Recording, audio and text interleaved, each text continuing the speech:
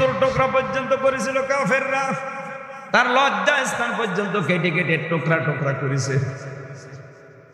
শেষ পর্যন্ত তাকে যখন কবরের ভেতরে নবীজি দিতে যাবেন, কয়েকটা টুকরা পাওয়া যাচ্ছিল না, তারা এক একটা চাকা চাকা করে এক এক জায়গায় ছড়িয়ে ছিটিয়ে দিয়েছে। কয়েকটা টুকরা যখন পাওয়া গেল না, আল্লাহর নবী মুহাম্মদ রাসূলুল্লাহ নিজের চাদরটা দিয়ে মাথা থেকে বুক পর্যন্ত ঢেকে দিলেন। মাথা ঢাকতে গেলে পা বেরিয়ে যায়, পা ঢাকতে গেলে মাথা বেরিয়ে যায়। বিশ্বনবী মুহাম্মদ রাসূলুল্লাহ মাথা থেকে মাথা পর্যন্ত ঢেকে দিয়ে বাকিটা লতা পাতা দিয়ে তিনি ঢেকে দিলেন। কবরের ভেতর যাওয়ার পরে চোখের পানি ফেলে বলে, রব্বুল আলামিন, এ আমার চাচা আমির হামজা, আমার বাবার আদর আমি পাইনি, চাচার আদরও বেশি দিন পাইনি। যতদিন পেয়েছি চাচা আমাকে আমার বাবার মতো আগলিয়ে রাখতেন। আমি তোমার কাছে এই দরখাস্ত করছি। কবরের ভেতরে দেওয়ার পরে তিনি বললেন, এই চাচা আমির হামজার পরে আমি রাজি আছি, খুশি আছি এখনো পর্যন্ত। তুমি আমার মালিক, তোমাকে বলছি তুমি আমার চাচা আমির হামজার উপরে রাজি হয়ে যাও।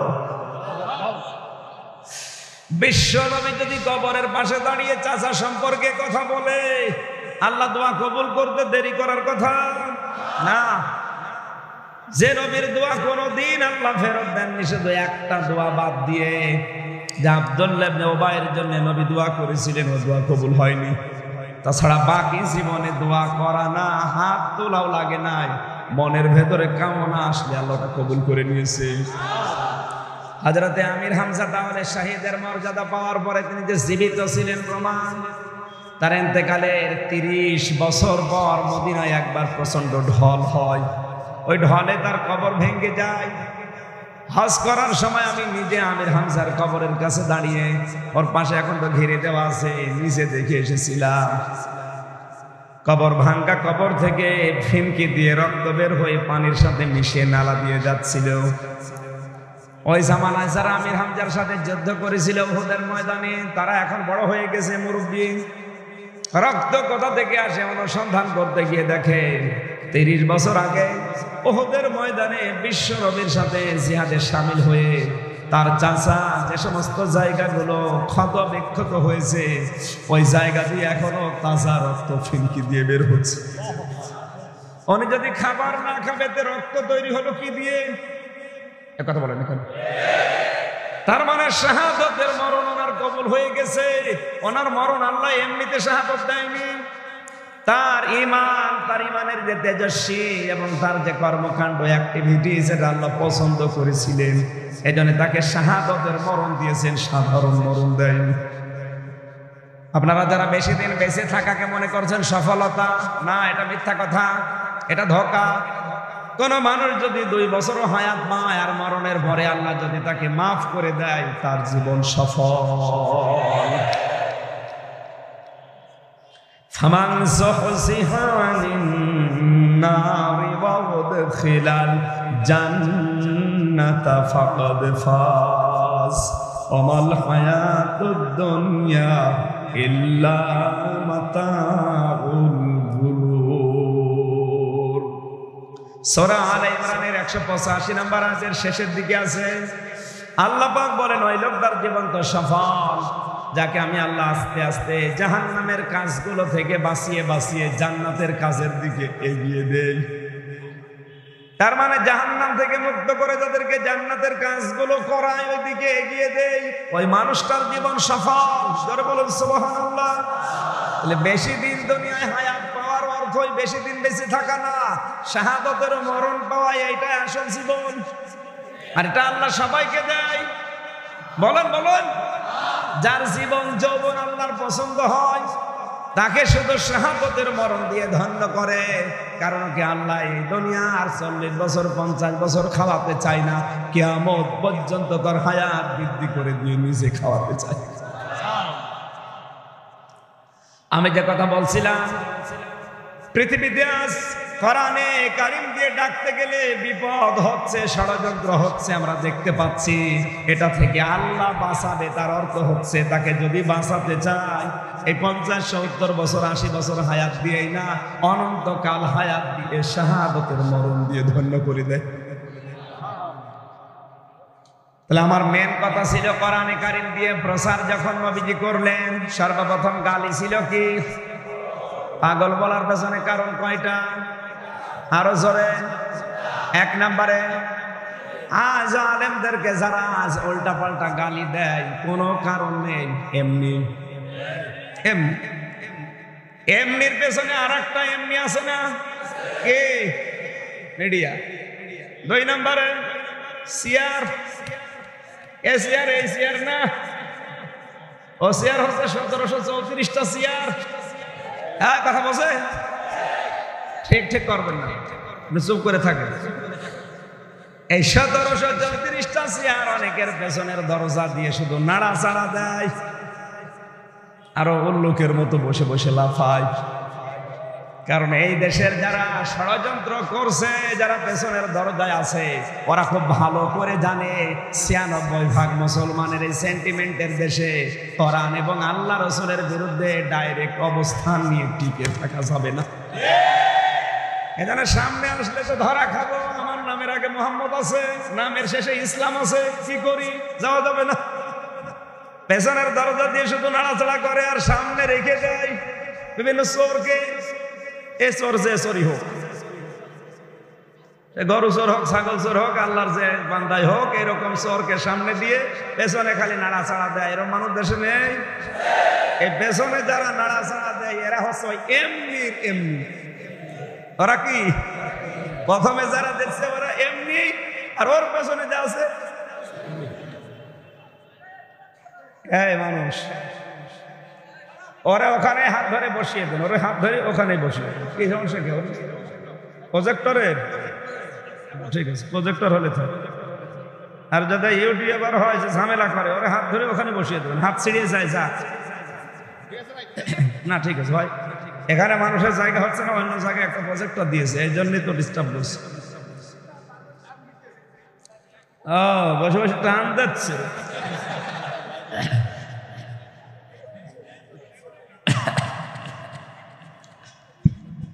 আমি এই আয়াতের গভীরে আর যেতে পারলাম না। আপনারা কি শুনতেছেন? কোরআনের তাবলীগ করতে গেলে বিপদ আসবে, বাধা আসবে, এটাই স্বাভাবিক। আজ বাংলাদেশের প্রায় 64 জেলা থেকে শুরু করে বিদেশের প্রায় 33 থেকে 34টা দেশে আমার এই যে আকিস গ্রুপ, আমি ওখানে আছি যেহেতু আকিস কোম্পানিতে, ওনাদের বিভিন্ন দেশে ব্যবসা আছে। এই হিসাবে সারা পৃথিবীর এই 34-35টা দেশে যাওয়ার একটা ব্যবস্থা ওনারা করছে। এই হিসাবে আমি যা দেখতে পাচ্ছি, সব দাওয়াতে বাধা নেই, শুধু কোরআনের দাওয়াতে বাধা। আর বাধা কেন আমি তাও জানি না, ও শুধু এমনি না। এখন যদি বলেন এমনি, তাহলে কত দাওয়াত আছে, তাদেরকে আরো রান খাওয়ানো হয়, বাধা দূরের কথা। কোরআনের দাওয়াতে বাধা হয় এই কারণে, কোরআন একটা বিপ্লব। কোরআন কি? এই চলন্ত যে ইন্টারসিটি ট্রেন চলে, তার চাইতে দ্রুত গতি সম্পন্ন যান, দ্রুত গতি সম্পন্ন যে ট্রেন, ইন্টারসিটি ট্রেনে কেউ যদি বলে ধাক্কা দিয়ে ফেলে দেবো, পারবে? নিজের অনেক কিছু হারাবে। কোরআনে কারীম ওর চাইতেও দ্রুত, কেউ যদি মনে করে ধাক্কা দিয়ে ফেলে দেবো, কিয়ামত হয়ে যাবে, পারবেন না। জানি আপনার নিজের কপালে আপনি নিজে আগুন লাগাবেন না, আপনি থামেন। আপনি যা করছেন আপনি থামেন। কথা বুঝতেছেন? আমার বিশ্ববিদ্যালয়ের ডক্টর গোলাম রব্বানী, উনি মাঝে মাঝে বলতেন, দেখো ভার্সিটিতে যদি একটু মাঝে মাঝে দাবড়া দাবড়ি না হয়, ঠ্যাং ব্যাং কেটে না নেয়, তাহলে ভার্সিটি মনে হয় না। উনি একটু ভয় দেখাবে কি আরো, মানে বাস্তবতা বলতো। ক্লাসে এসে বলছে যে ভার্সিটি আজকে মারামারি, মারামারি তো হবে, একটু দাবড়া দাবড়ি করবে ছেলে মেয়েরা, একটু হাত প্যাট কেটে নেবে, এ তাহলে মনে হবে যে ক্যাম্পাস, নয়তো তো মাদ্রাসা হয়ে যাবে। কোরআনে কারীমের অনুষ্ঠানগুলোতে যদি বাধা নাই হয়, আপনি বুঝবেন কি করে যে বাতিল কোনটা?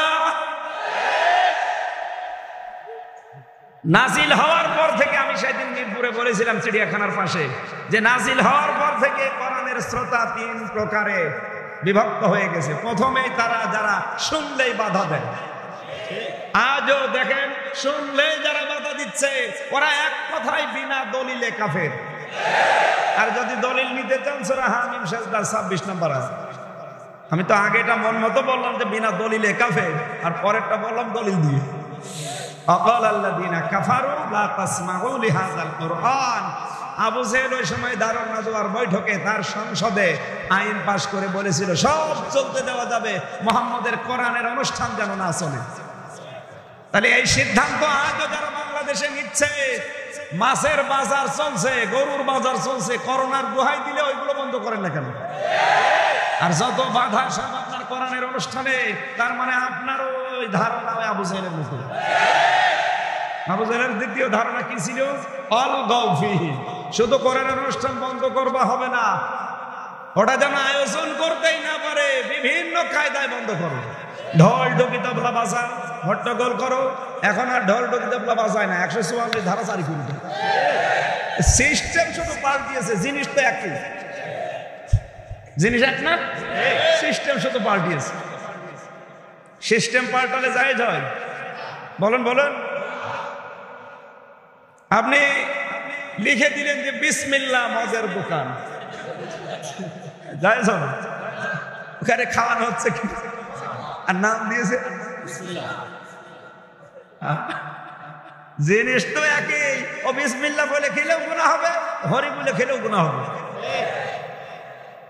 সুতরাং জিনিস একই আছে, সিস্টেম আপনি পাল্টিয়েছেন। ওই সময়ও বলতো অল গৌফি, এটা বন্ধ করার জন্য হট্টগোল বাজাও, ঢোল টুকি তবলা বাজাও। এদেশে তো ঢোল টুকি তবলার এরকম প্রচলন নেই, এই জন্য একবার 144। আমার তো মানে দেখা দূরের কথা, শুনলেই কেমন লাগে। যারা কোরআনের তাফসীর মাহফিলে আজ 144 ধারা জারি করে, এ কোরআন আমার সামনে নিয়ে বলছে ওইগুলো 100 ভাগ জারুর সন্তান। ওর কোনো দলিল মলিল লাগবে না, দলিল দিতে চাইলে সূরা কলমের 13 নম্বর আয়াত। আমি প্রথমে মন মতো বলছি, এরপরে দলিল বলছি। কেন এই সিদ্ধান্ত নিত? 3 নম্বরে হচ্ছে লাআল্লাকুম তাগলিবুন। আবু জেহেল চিন্তা ভাবনা করতো, আশা করতো যে আমরা কোরআন বন্ধ করে দিতে পারলে আমরা গালেব, আমরা বিজয়ী হতে পারবো। কারণ আমরা যেভাবে আছি এভাবে আর থাকা কোনো ব্যাপারই না যদি মুহাম্মদের কোরআন মানুষ শুনতে না পারে। আজও যারা এই ধান্দায় আছেন যে আমরা যেভাবে আছি এটা কেউ বুঝবে না, কেউ বুঝতেও পারছে না যদি কোরআন মানুষের কানে না পৌঁছায়। আপনি কিন্তু সিস্টেম শুধু পাল্টিয়েছেন, কাজ আপনার একই। কথা বলেন না কেন? আবু জেহেল ভালো করে বুঝতো আমি যে চেয়ারে বসে আছি, এ চেয়ারের একটা পায়া অবৈধ পায়া না, সব অবৈধ পায়া উল্টা পাল্টা করে লাগানো আছে, ধাক্কা দিলে পড়ে যাবে। এখন মুহাম্মদ যদি জাতিকে কোরআন শোনায় আর জাতি যদি বসে যে আল্লাহ কি বলতে চায়, আমারও চেয়ারের পায়ে এমনি নড়ে। হ্যাঁ, কথা বলেন না?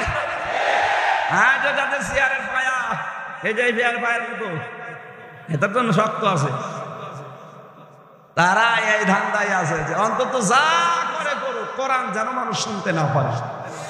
আমি মন মতো ফতোয়া দিয়েছিলাম, ওগুলো কি বিনা দলিলে কি, আর দলিল দিলে সূরা হামিম সেজদার 26 নম্বর আয়াত অনুযায়ী কি ওই কাফের এখন বাংলাদেশে নেই।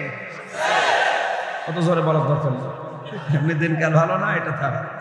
2 নম্বর কোরআনের শ্রোতা হচ্ছে তারা যারা বিশ্বাস করে কোরআন আল্লাহর কিতাব। আমির হামজাও বানিয়ে কথা বলবে না, ওর বাবার কথাও বলবে না, তাও জানে। কিন্তু শুনতে এসে যখন দেখে এগুলো তো একটাও আমার জীবনের সাথে মেলে না, কারণ আমার প্র্যাকটিক্যাল লাইফ যা চলে একটাও মিল নেই, তখন আস্তে করে পেছন দিক থেকে কেটে পড়ে আর মনে মনে বলতে থাকে এ রাজনীতি হচ্ছে, এরা হচ্ছে টাটকা নির্ভেজাল সলিড মুনাফিক। কি বললাম? টাটকা নির্ভেজাল সলিড মুনাফিক। এই মুনাফিক বাংলাদেশে বেশি না কম? কেন? না না, এমনি না, এইবার বারবার এমনি হবে না। এবার আমি বলছি কেন। আল্লাহর নবী মুহাম্মদ রাসূলুল্লাহ ইন্তেকালের আগে জানিয়েছিলেন উম্মতেরা মুনাফিক নামে যে জার্ম, যে রোগ, এটা কিন্তু সবার ভেতরে থাকবে না। মুনাফিকের জার্ম শুধুমাত্র তৈরি হবে আমার উম্মতের ভেতরে, যারা মুসলমান দাবি করে তাদের মধ্যে। এখন যেহেতু মুসলমান নবীর উম্মত বাংলাদেশে 96%, এই জন্যে মুনাফিক থাকার সম্ভাবনা এই দেশে বেশি। বলেন বলেন। কেউ যদি বলে আমি ইহুদি দেখবো, কোথায় পাবো ইহুদি? কেমন দেখতে? যান আপনি ইসরায়েলে যান, শুধু ইহুদি পাবেন। কোন মানুষ যদি বলে আমি খ্রিস্টান দেখবো, যান, আপনি চলে যান, আমেরিকায় শুধু খ্রিস্টান পাবেন। কেউ যদি বলে আমি বৌদ্ধ দেখবো, মায়ানমারে যান, শুধু বৌদ্ধ পাবেন। জাপানে যান, শুধু বৌদ্ধ পাবেন। কথা বলে না কেন? এখন যদি ওই লোকটা বলে আমি মুনাফিক দেখবো,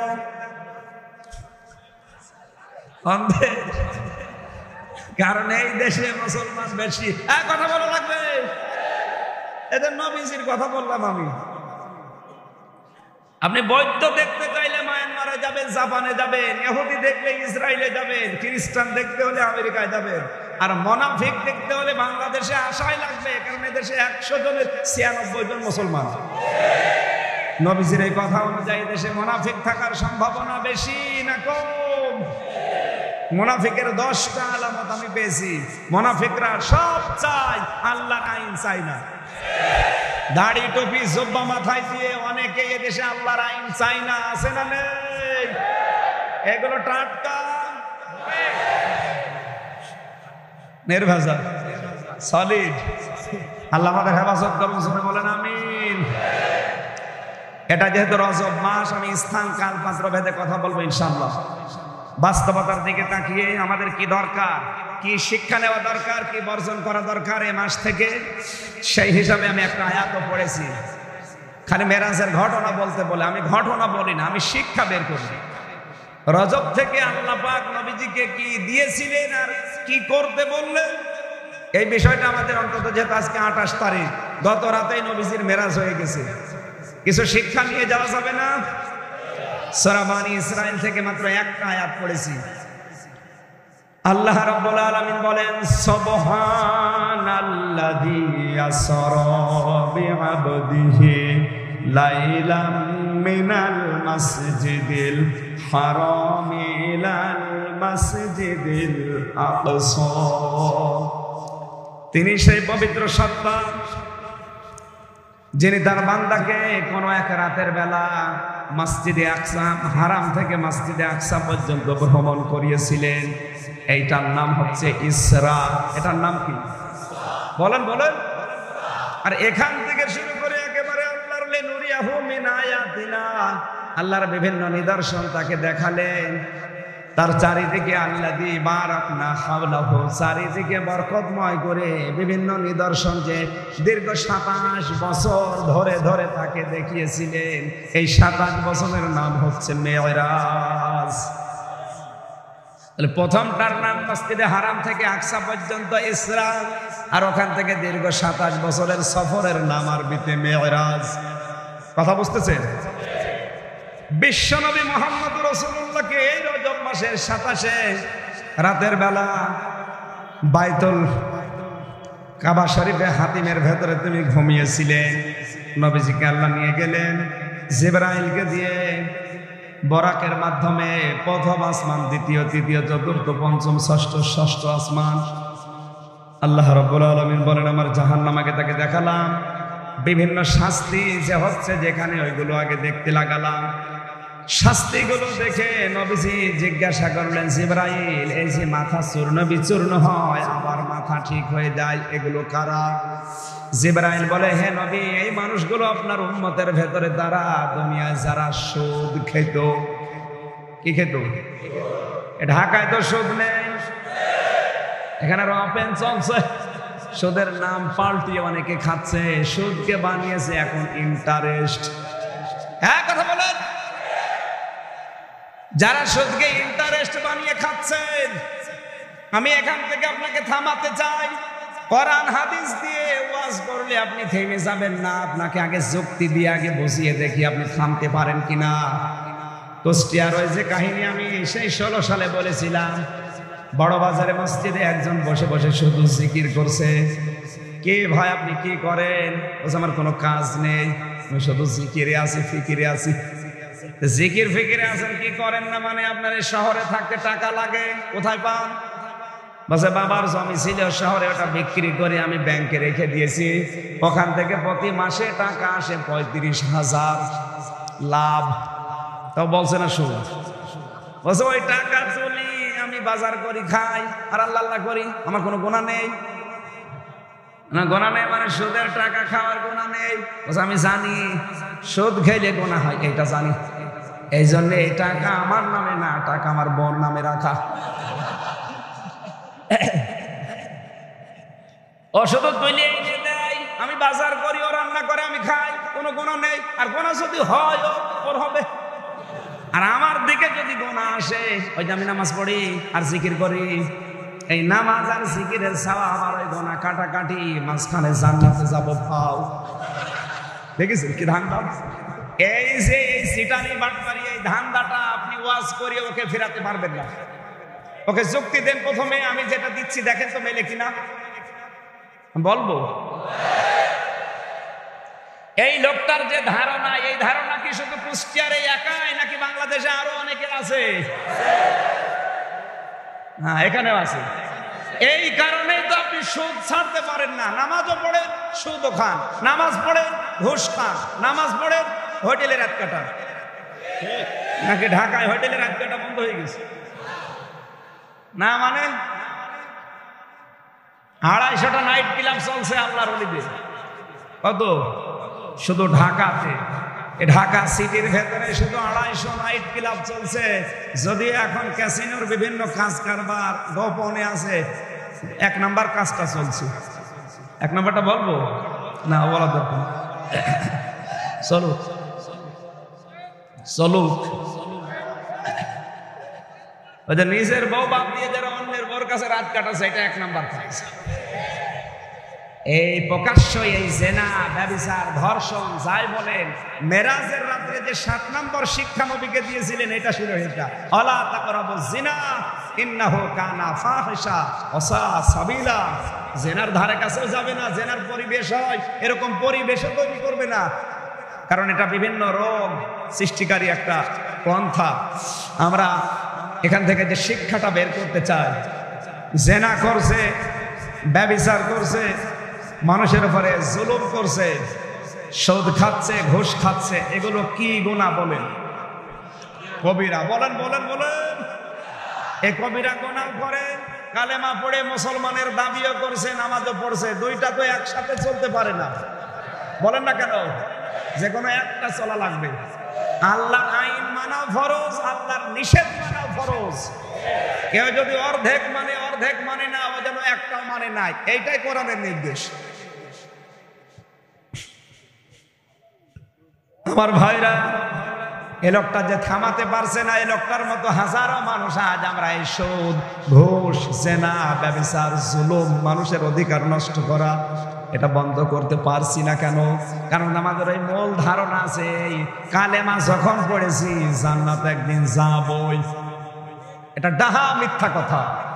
যারা মান ক্বালা লা ইলাহা ইল্লাল্লাহ দাখালাল জান্নাহ বলেন, শব্দটা হবে ফাদাখালাল জান্নাহ। দাখালা শব্দ ওখানে নেই, ফা আছে। দাখালা বললে অর্থ হয়ে যাবে, কিন্তু ফা দিলে অর্থ আকাশ পাতাল হবে। হযরত ওমরের কাছে যখন আবু হুরায়রা বলেছিলেন এই কথা, তিনি কিন্তু আমাদের মতো হুসুকে বাঙালি না, আবেগওয়ালা মুসলমান না। তিনি বললেন, দাঁড়া, কে বলেছে এই কথা?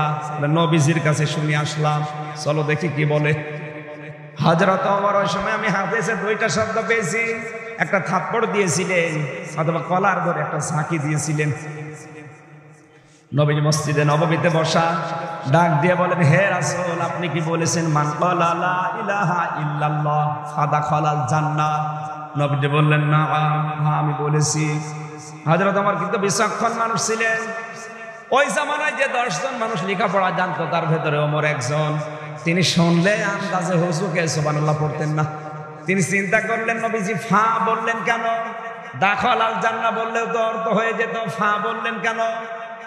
প্রশ্ন করার পরে বললেন, হে নবী, আপনি কিন্তু মান ক্বালা লা ইলাহা ইল্লাল্লাহ দাখালাল জান্নাহ বলতে পারতেন, কিন্তু ফা দিয়েছেন কেন বক্তব্যের মাঝে? নবীজি বললেন, এই ফায়ের ব্যাখ্যা হচ্ছে আইয়ুহাযিরা মা হারামাল্লাহ। যে ব্যক্তি কালেমা পড়বে আর কালেমার হালাল বিষয়গুলো হালাল বলে আঁকড়িয়ে ধরবে, হারাম বিষয়গুলো হারাম জানার পরে ছেড়ে দেবে, এই লোকটাই কালেমা পড়লে জান্নাত পাবে। আপনি কালেমা পড়েছেন, হালাল জানার পরও আঁকড়িয়ে ধরেন না, হারাম জানার পরে ছেড়ে দেন না, আপনার কালেমা পড়া আর ওই গিরিশচন্দ্র সেনের কালেমা পড়া এক। ও তো কালেমা পড়েছে, ও কালেমা না পড়লে কোরআনের তাফসীর লিখলো কি করে?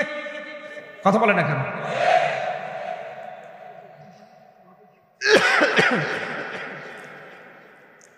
আমার ভাইরা, যারা এই ধারণায় আছে যে কালেমা এখন যখন একবার পড়েছি জান্নাত আমি একদিন যাবই না, কালেমার উপর আপনার বিশ্বাস নেই, আমল নেই, বাস্তবতার কোনো মিল নেই, তা আপনাকে যদি আল্লাহ জান্নাতে দেয় এদেশের কোনো হিন্দুকে বাকি রাখার কথা না। আমি বরিশালে যখন পড়তাম তখন লঞ্চে ট্রলারে নৌকায় যেতাম, দেখি ঝড় উঠেছে, আমরা বাসার তাকিদে বিপদে পড়ে বলছি লা ইলাহা ইল্লাল্লাহ, লা ইলাহা ইল্লাল্লাহ। হিন্দু দাদার দাদি সামনে বসে ওরা বলছে লা ইলাহা ইল্লাল্লাহ। কি গো, দেখে মনে হচ্ছে অন্য ধর্মের, কালেমা পড়েন কেন? ওই দাদা আমারে বলছে দেখো যে ঝড় উঠেছে, কালী দুর্গার কাজ না, আল্লাহ লাগবে। ও বিশ্বাস করে যে আল্লাহ একজন, বলেন না কেন? এইরকম বিশ্বাস যদি আপনারও থাকে যে আল্লাহ একজন আছে, ওরে যদি জাহান্নামে দেয় আপনারে কোথায় দেওয়া দরকার? কোন কারণে বলছেন যে না কালেমা যখন পড়েছি জান্নাতে যাবই? আপনি হালালকে হালাল জানার পরে আপনি ধরেন না, হারামকে হারাম জানার পরে ছেড়ে দেন না, আপনার কালেমা পড়া না পড়া সমান।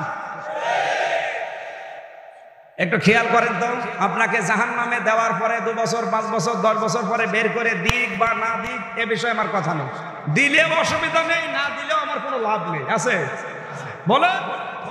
কিন্তু আমার সমস্যা হচ্ছে আপনার এই ইচ্ছাকৃত অন্যায়ের কারণে। আপনি যে সুদ খাচ্ছেন, ঘুষ খাচ্ছেন, যার কাছে ঘুষ খান বিনা কারণে, তার কিছু যোগ্যতা আছে চাকরি পাওয়ার, কিন্তু আপনি চাকরি তাকে না দিয়ে অবৈধ পন্থায় যার যোগ্যতা নেই তাকে চেয়ারে বসিয়ে ঘুষ খাইলেন।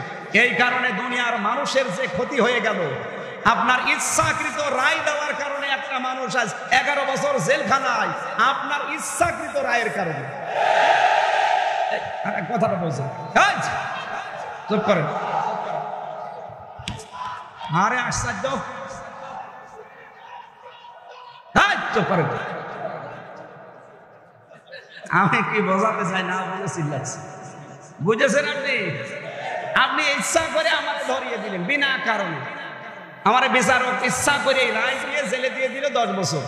আমাকে 10 বছর জেল খাটানোর কারণে আমার মা বাবা আমার থেকে বঞ্চিত, আমার বউ আমার থেকে বঞ্চিত, আমার ছেলে মেয়ে আমার থেকে বঞ্চিত। এই যে 10টা বছর বিনা কারণে জেল খাটার পরে আপনি কিন্তু ইচ্ছা করে রায় দিয়ে বেশ আরামে সংসার করছেন।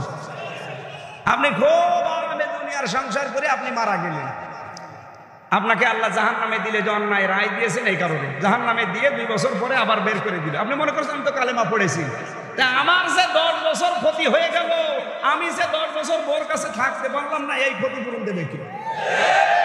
বলেন, আমি তো বাংলায় বললাম। এবার আপনার কারণে কিন্তু আমি 10 বছর আমার বোর কাছে থাকতে পারিনি, কথা বলা লাগবে। আপনার শুধু একটা ইচ্ছার কারণে আমার ছেলে মেয়ে আমাকে 10 বছর দেখা করতে পারেনি, আমি 10 বছর আজ বাড়িতে ঘুমাতে পারিনি, শুধু আপনার একটা ইচ্ছার কারণে। এই ক্ষতিপূরণ কোন বাবা দেবে? তারপরে আপনাকে আমি বের করে দিচ্ছি। আন্দাজে ধারণা করেছে কালেমা তো পড়েছি, কালেমা তো হিন্দুর মুখস্থ আছে। এই জন্য আপনার জীবনের মৌলিক এই কাজ যেন ভাই বাদ না যায়। আপনি জেনা করছেন, ব্যভিচার করছেন, ঘুষ খাচ্ছেন, সুদ খাচ্ছেন, মানুষের উপরে অত্যাচার করছেন, বিনা কারণে একজন মানুষকে আপনি অপরাধী বানিয়ে তার মাথার উপরে শাস্তি চাপিয়ে দিচ্ছেন, এটা একটা প্রকাশ্য কবিরা গুনাহ। এই গুনাহ যদি এখনো আপনি না থামান, কখন মরণ চলে আসে বলা যায় না। আর মরার পরে আবার 2 বছর পরে জাহান্নাম থেকে বের হবেন এই আশায় আছেন, তাহলে জীবনে এই দুনিয়ায় গুনাহ বন্ধ হবে? গুনাহ তো বন্ধ হবে না। 2 নম্বরে আপনার ইচ্ছার কারণে, আপনার গুনার কারণে দুনিয়ার যে ক্ষতি হয়ে গেল, এই ক্ষতি তো উঠে আসবে না। বলে আপনি যে বিবেকের কাছে প্রশ্ন করেন, আপনার ইচ্ছার কারণে কত মানুষ আজ তার নিজের অধিকার থেকে বঞ্চিত, এমনকি আমি আমির হামজা পর্যন্ত। আমার এখন 28 বছর বয়স, 18 বছর বয়সে ভোট দেয় না মানুষ, 10 বছর শুধু যাই ফিরে চলে আসি, সে যে সিস্টেমে হোক। এই যে অধিকার থেকে আপনি একটু বঞ্চিত করেছিলেন, আপনি ইচ্ছা করে কাজ করছেন। আমার এত বড় অধিকার আপনি আদায় করতে দিলেন না। এবার আপনি বলেন আল্লাহ যদি আপনাকে মাফ করে, তা আমার এই ক্ষতিপূরণ কে দেবে? আপনার কোন বাবা দেবে? বলুন। এত সহজ কথাগুলো না বোঝার ভান করে পরে যে গেবত করে, হ্যাঁ বেশি বোঝো, বেশি তো কোরআন শরীফ বসে, আমি না। এই কথা বলেন না কেন? কুষ্টিয়ার ওই লোকটাদের সুদ ছাড়তে পারছে না কেন আপনি টের পেয়েছেন? কারণ ওর ধান্দা আছে যে কিয়ামতে আল্লাহ মিজানের পাল্লায় মাপ দেবে, দাড়ি পাল্লায় এদিকে 5 কেজি গোনা তুলে দেবে, এদিকে 6 কেজি সওয়াব তুলে দেবে, মাপ দিলেই জান্নাত। এই ধারণা বাংলাদেশে যতদিন না পাল্টাবে ততদিন সুদ বন্ধ হওয়া, ভোট বন্ধ হওয়া, জেনা বন্ধ হওয়া সম্ভব না। আল্লাহ সহজ কথাকে আরো সহজ ভাবে বোঝার তৌফিক দান করুন, জোরে বলেন আমিন। নবীজিকে আল্লাহ বিভিন্ন নিদর্শন করে ভাবে দেখাচ্ছিলেন যে এই পাপের এই শাস্তি, সর্বশেষ জান্নাত, কুলসিরাত, মিজানের যে কিভাবে মাপ দেবেন এগুলো দেখিয়ে হাউজে কাউসার দেখালেন। আমার আল্লাহ এবার নিজের গবেষণাগারে বসিয়ে 14টা বিষয় তাকে শিখালেন। কয়টা? বললেন আপনি যদি এই 14টা বিষয় আপনার উম্মতের কাছে অ্যাপ্লাই করতে পারেন আর তারা যদি এগুলো রিসিভ করতে পারে, আমি নবী, হে নবী, আমি আপনাকে গ্যারান্টি দিয়ে দিলাম আপনার ওই অশান্ত পৃথিবী, অশান্ত সমাজ শান্ত হয়ে যাবে। জোরে বলুন সুবহানাল্লাহ। এটা শুধুমাত্র 1500 বছর আগের জন্য। আরো জোরে বলেন। সে রজব মাস তো এখনো আছে নাকি এটা নতুন রজব মাস? ওই একই রজব মাস বছরে বছরে ঘুরে আসে, একই রজব মাসের 27 তারিখ আসে। এক কথা বলেন। একই কোরআনের সেই 14টা সূরা বনী ইসরাইলের 23 থেকে 38 এই 14টা কর্মসূচি এখনো কোরআনে আছে। নবীজি 1500 বছর আগে 14টা কর্মসূচি বাস্তবায়ন করে যদি বলতে পারেন খায়রুল কুরুনি করনি, আমার যুগ শ্রেষ্ঠ যুগ, আমাদের দেশে যারা দায়িত্বে আছে এই 14টা কর্মসূচি রজব মাসে বাস্তবায়ন করে কেন বলতে পারবে না? বলতে পারবে না? আহ্বান জানাচ্ছে যারা দায়িত্বে আছেন, রাগ না করে যদি মাথায় মগজ থাকে একটু চিন্তা করেন। আর যদি আপনার বিবেকের উপরে কুকুরে পেশাব করে, আমার কিছু বলার নেই। বলছে ঠিক কোন এলাকা আসলাম, আপনি কোন কারণ ঠিক বলছেন? বিবেকের উপরে যদি কুকুরে পেশাব করে কিছু বলার আছে? আর হ্যাঁ ঠিক আছে, আমি আশা করবো আপনারা যারা দায়িত্বে আছেন, দায়িত্বে আমির হামজা না, এদেশের দায়িত্বে এখন আছে 1734 জন মানুষ মেন দায়িত্বে আছে। এই মানুষগুলো মেরাজের শিক্ষা যদি সত্যি নিতে পারে, বাংলাদেশ আবারও খায়রুল কুরুনি করনি হবে ইনশাআল্লাহ। আমরা এইটাই দেখতে চাই। কথা বলেন ঠিক কিনা? আমি সেদিন এই মিরপুরে এক না চিড়িয়াখানার পেছনে, আমি ওখানে এই 14টার 2টা কর্মসূচি বলেছিলাম। 2টার ভেতরে আল্লাহ ছাড়া কারো ইবাদত করা যাবে না, আর 2 নম্বরে মা বাবা যাদের আছে তাদের সেবা করা লাগবে, খেদমত করা লাগবে, খরচ করা লাগবে। তাহলে আল্লাহর আইন মানা ইবাদত করা ফরজ, কিন্তু মা বাবার আইন মানাও ফরজ না, ইবাদত করাও ফরজ না। ইবাদত শুধুমাত্র কার জন্য? আইন মানা লাগবে শুধুমাত্র কার? আর মা বাবার খেদমত। মা বাবার, অনেকে বলে মা বাবার আইন মানা ফরজ না, আপনার ঈমান থাকবে না। পৃথিবীতে মা বাবার আইন মানা যদি ফরজ হয়, মাঝখানে ওয়া দিয়েছে কোন কারণে? এই খেলা করার জন্য দিয়েছে। মা বাবার সেবা করা, খেদমত করা, ওর পেছনে টাকা পয়সা খরচ করা ফরজ। যার যে সামর্থ্য আছে তার মা বাবা ঠিক ওই লেভেলে থাকবে। আমার আকিস গ্রুপের যিনি এখন আছে দায়িত্বে, চেয়ারম্যান আদ্দিন হাসপাতালের মালিক ডক্টর মহিউদ্দিন, এখন ওনার মা যে জায়গায় থাকে, আমির হামজার মা ওই জায়গায় থাকতে গেলে কিয়ামত হয়ে যাবে না? ওনারা বাংলাদেশে এখন 10 জন যদি ধনী মানুষ থাকে তার ভেতরে 3 নম্বরে ওনারা। ওনার মা তো থাকবে ওই পর্যায়ে, এক এক দিন ওনার মার পেছনে মনে করেন 10 লাখ টাকা খরচ হলেও কসম চায় মনে হয়, কিছু মনেই হবে না। আর আমার সারা জীবনের ইনকাম একদিন 10 লাখ টাকা খরচ করে ওনার মার মতো রাখতে গেলে আমি পারবো? সুতরাং আমার যে সামর্থ্য আছে আমাকে ওই অনুযায়ী মায়ের পেছনে খরচ করা লাগবে। তাহলে আল্লাহর আইন মানা ফরজ, আর মা বাবার সাধ্য মতো খরচ করা, সেবা করা, খেদমত করা।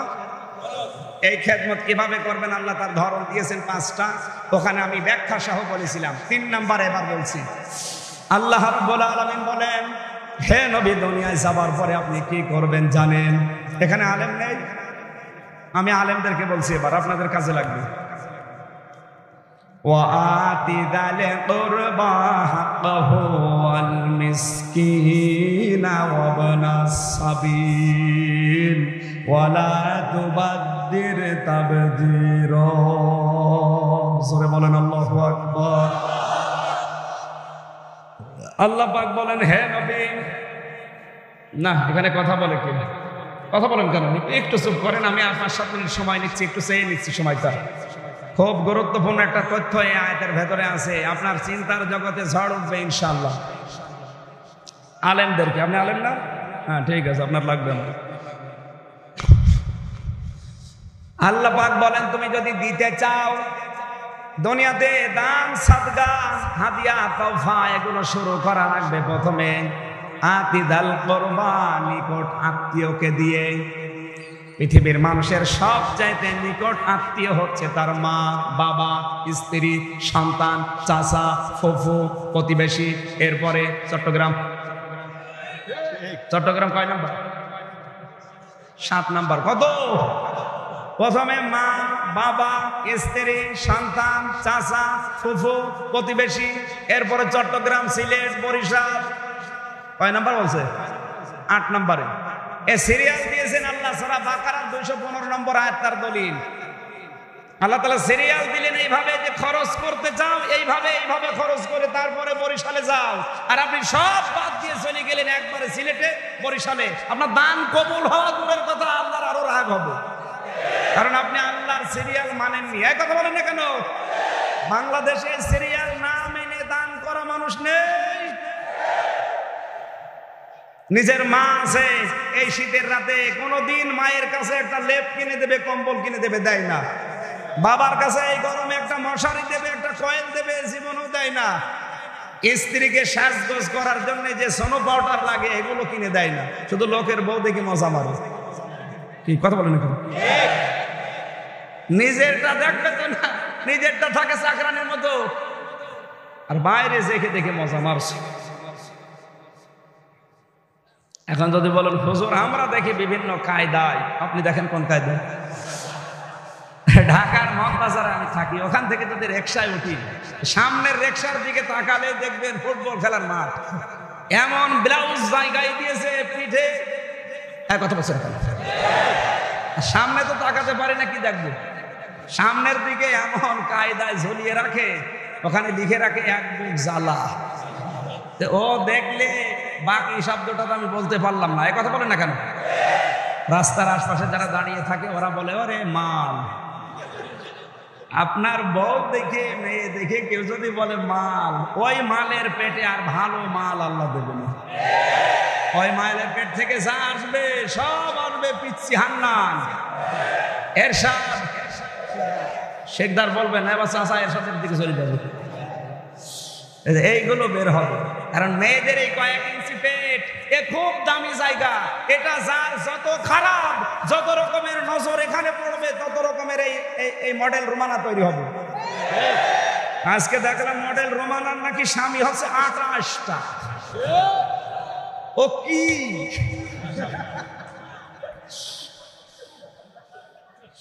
কি আশ্চর্য বলেন তো, এক মহিলা যদি 28টা স্বামী পাল্টায় তো ওর কি? যা হয় আল্লাহ যেন অন্তত স্বামী যেন আর না পাল্টায়। পুলিশ ওকে ধরেছে, এখন রিমান্ড চলছে। তোর 28টা স্বামী কি করতে লাগে আমরা দেখাচ্ছি।